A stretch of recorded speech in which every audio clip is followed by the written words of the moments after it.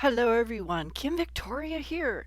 With a new series, I decided to create a quick art tips series with things that I've been playing around with. They may or may not be new ideas, so nothing about that there, but just things that I've been playing with and going, well, let me share this. And in this particular one, I'm going to start with making your own stencil mask. And I'm calling it both, and I'll explain that in a minute. But I came up with ways of creating these stencil designs that are great for edges. And I'm putting them on some journal pages. So this is going to be kind of fun journal pages.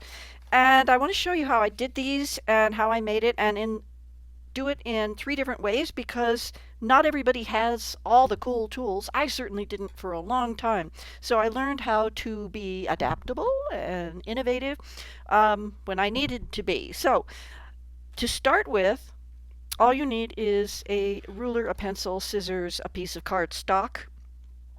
And if you have a plastic card that you use for cutting tag shapes, or just have a piece of cardstock that you have cut the corner off that you like the shape for a tag.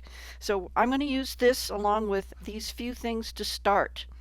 So I'm working with US letter size. So this is a A2. And this is some cardstock. It's not super heavy, but it's a very nice weight of cardstock. And what I did was I cut one of these pieces into 4 strips. And I just did that because you don't need a giant piece of paper. This is 2 3/4 inches. This is the full width this way, the short end. And I just cut it into 4 pieces. So I cut it in half and half again, which just happens to be 2 3/4 inches. It could be 2 inches. It could be 3 inches. It could be, you know, whatever you want for your stencil.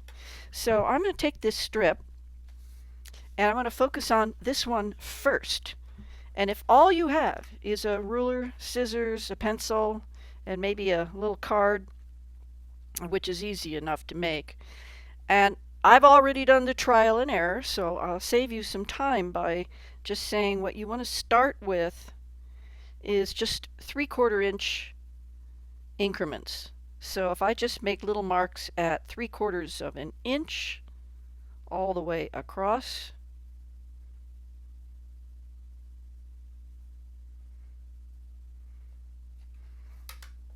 and what I want to do is I want to fold all of those across. Now, of course, if you have a scoreboard, that's going to make it easier. If you have a bone folder, that makes it easier. But if you've got a pair of scissors, because you're going to need them anyway, you can burnish this down with your fingernail or with the scissors. And so all we want to do now is fold at 3/4 of an inch all the way across.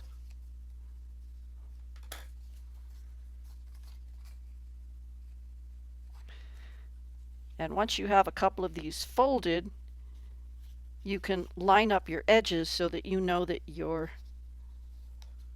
folding it straight.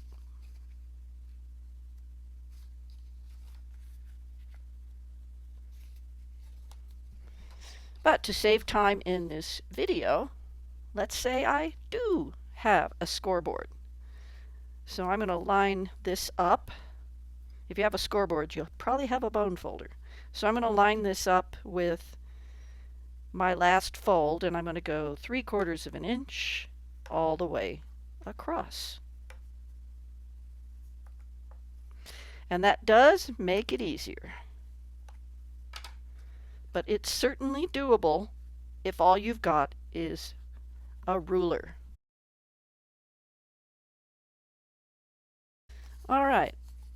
So whichever way you have done this, the first thing that you want to do is you just want to line this up. You're going to treat it just like it's the corner of a tag.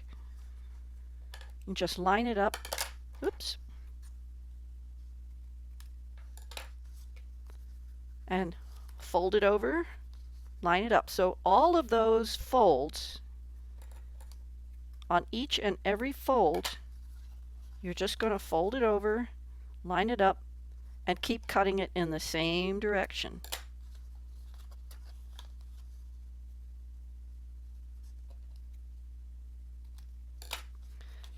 And see, that's what's happening.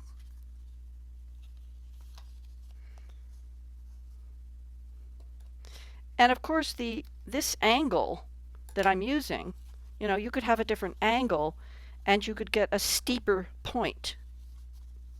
I'll show you the other ones I've made. I'm just going to do this all the way across.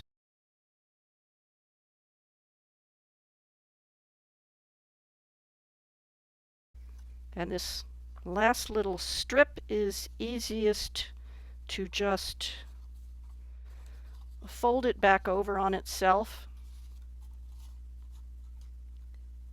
and use the existing angle to cut that off, and I just cut off this little excess. And on this side, same thing. You want to get this point, so just fold it back over itself and use that existing piece to make it the same. And so this is what you have. Now, if you have, I went a long time without one of these punches, and I treated myself after selling a journal to getting a set of punches that I'd never had before, but I've seen them used on other videos, and they are really handy, I must say. 3 different sizes on this one, and so if I just flip this over, I'm going to use the biggest setting because that's what works with these 3/4 inch folds.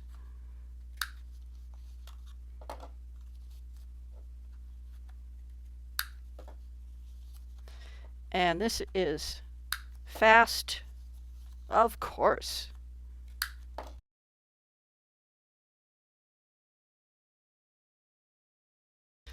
But I still found you have to trim this remnant off separately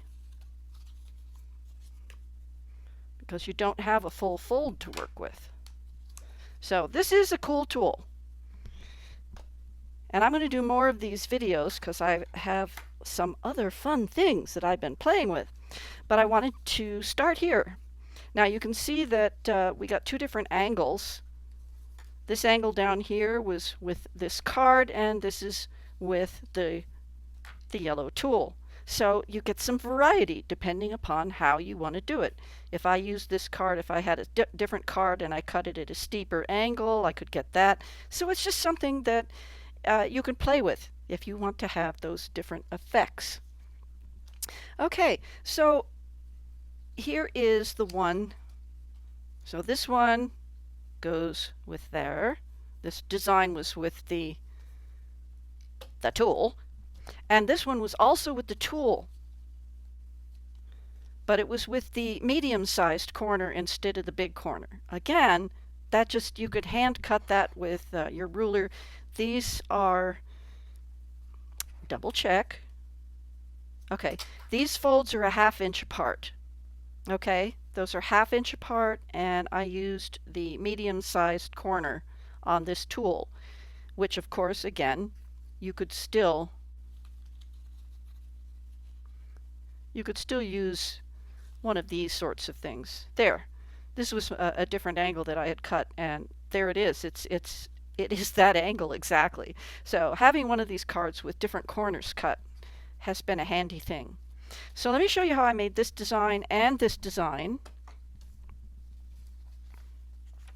It certainly is easy. And then this one. This one is, you just have to hang the points off the edge, the points off the edge a little bit, and then you get this blunt edge, and then you have the second layer. So that's all there is to that. And for this, because these are just pages that are going to become journal pages, I decided they would be good demonstration pages. Now the thing to remember, this is just cardstock, okay? It's not a heavyweight stencil material. Let me put a piece of paper under this to protect my table. It is just cardstock, and what you can do with cardstock to give it a little more durability is coat it with acrylic medium. I coated it with this Mod Podge matte medium, and that was just handy on my desk, so that's what I used. You can kind of see a little bit of a sheen on this one. This one I coated front and back, and I wrote myself notes on there. But if you're just using it just with the plain cardstock, it looks to me like it's going to last a long time as long as you only use dry media. So I have Distress ink here in walnut stain, so it's whatever color you want to do.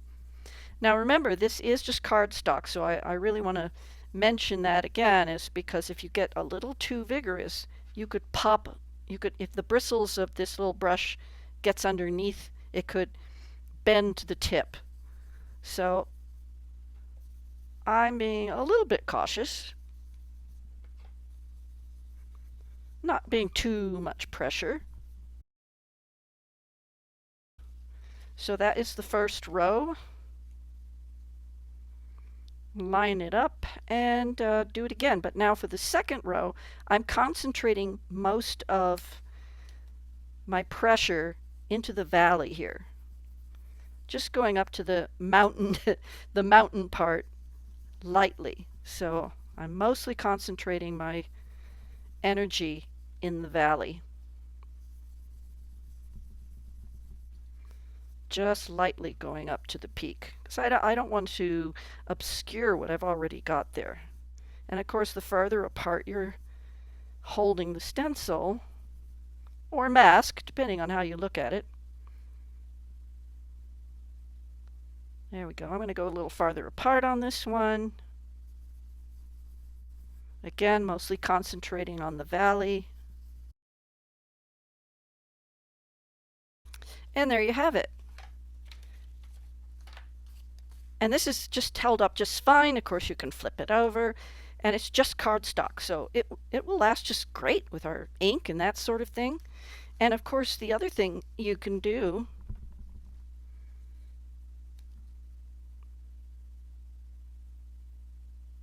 take your time. I'm going a little bit too fast. Just take your time with a pen, and you can create your own little designs. Especially nice with the smaller point.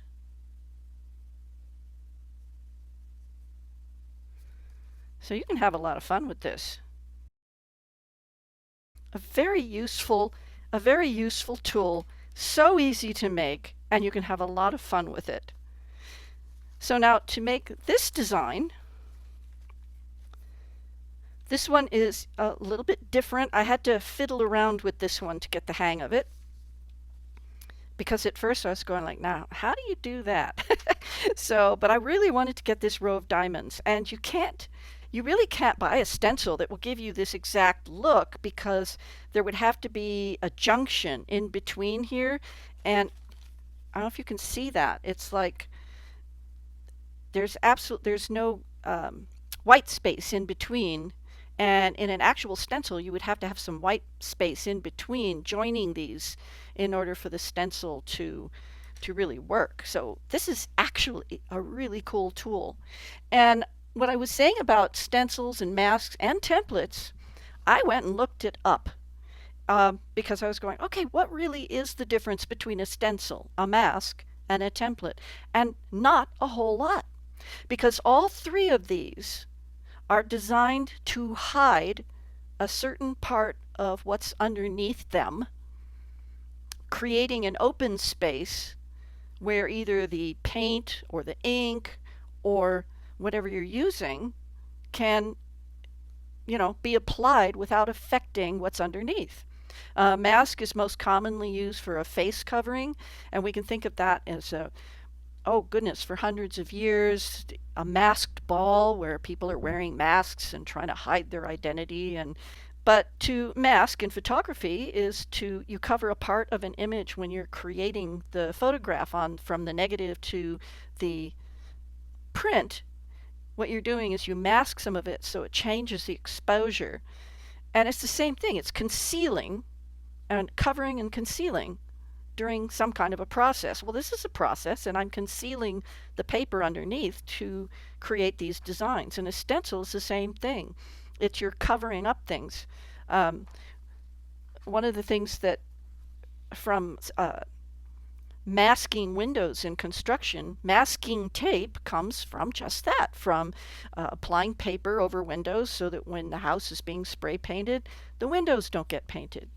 A template is, again, it's a shaped piece of metal, wood, card, plastic, or other material used as a pattern for processes such as painting, cutting out, shaping, you know. So really, a stencil and a mask are types of templates. And they're kind of interchangeable, right? So anyway, there's a piece of trivia for you, for whatever it's worth. Let's get back to this, because this is really not hard at all. It just takes a little thought process. All right, so let me get mask my table so that it doesn't get ink on it. We use that word a lot. So I am putting these back about, an 1/8 inch from the mountain tip to the edge of the paper. And now I'm just going to go back and forth, well, kind of like brushing teeth. Because these are smaller tips, these are smaller points. This works very well. I was finding with the larger points that the rotation worked a little bit better. So to get that diamond shape, now this is where you already have your folds. So I'm going to move it around this way because my folds were going this way. What you can do is, so that's where you were, you're going to be shifting over.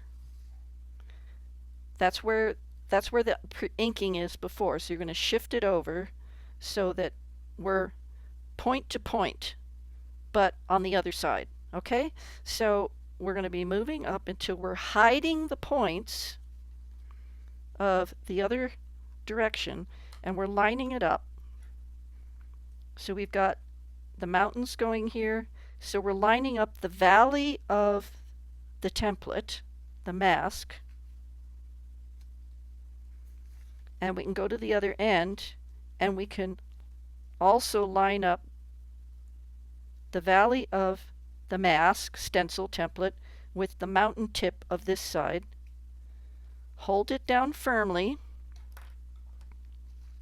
and repeat.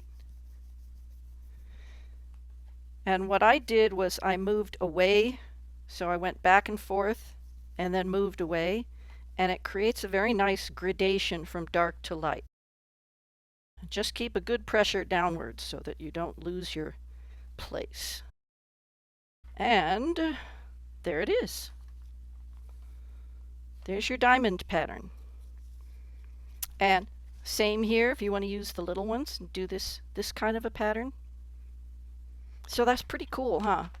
If you don't have one of these little brushes, you could use kind of a stubby, soft paintbrush. You could use one of these kind of foam things, but it would be better if you had the domed type, because otherwise the dome works better for this kind of blending. I don't have any of those, but I did order some, so I should be getting those in a few days. So this goes with this goes with this, and I told you about the Mod Podge. Mod Podge is really good. Oh, yes. So the one other thing I was thinking of is that you might want transparency. So this is a scrap of transparency film acetate, and what I tried punching, using my punches, and my punches do not like acetate. Your punches might be different, but my punches do not like acetate. So what I found was, if you tape an existing one that you've made, and you just use that as your template for cutting out, you can have an acetate version that will give you that transparency that you might be looking for, so that you can place the pattern more precisely. And the other nice thing about acetate for this kind of thing is that it is washable. Now, I have not tried yet with my existing ones. I have not tried yet with acrylic paint. So I thought, well, maybe I should try some acrylic paint. So let's move that out of the way. And what I have here is a makeup sponge, a lid to cottage cheese, a little bit of craft acrylic. Oh, that's way more than I need. Oh well, that's okay. So now with the acetate, I'm going to try it with the cardstock too. It's very important with most stencils to do a pouncing motion, because you don't need gobs of paint. You want just a little bit on the sponge, because if you go up and down, there's no risk of damaging the points.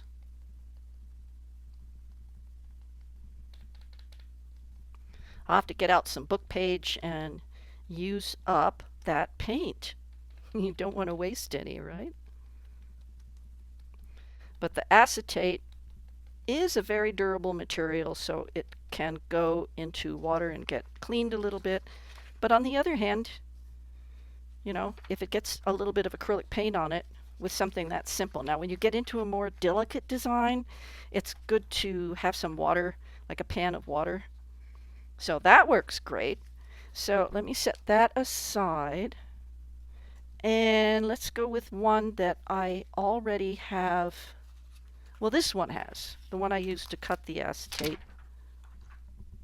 This one has Mod Podge on it. So let us try that. And of course, you know, if you've got masking tape that doesn't stick too hard, I always recommend frog tape. It is available at hardware stores, and it is very gentle on surfaces. It's great for paper. I like using it with watercolor because it actually, the adhesive in frog tape expands with water contact, so that it quickly expands so that you don't have the color seeping underneath the tape. So it works with acrylics, it works with watercolors. It's good stuff. I like frog tape, and it's better than your regular masking tape or art tape. So now this is a piece of cardstock that I have sealed thoroughly, including the edges. You want to make sure you get the edges, because again, being cardstock and paper, it could suck the wet media into the edge of the cardstock. There we go. Well, I think that's going to be just fine. So this is what we have. I think I remembered everything. So we have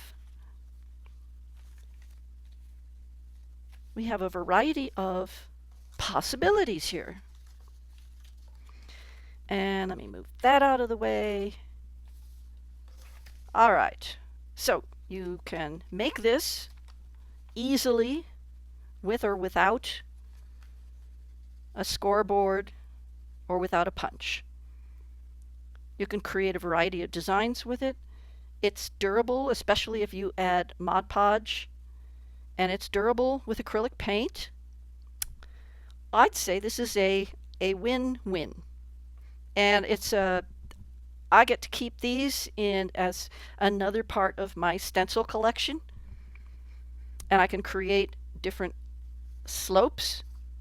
So I would consider this a different slope. This one is a shallower angle. This is a steeper angle. Okay. So I hope this was an idea that interests you. So if you're still here, thank you so much for watching. And I hope that this is something that you'd like to try and have fun with, because golly, I think it makes some nice edges.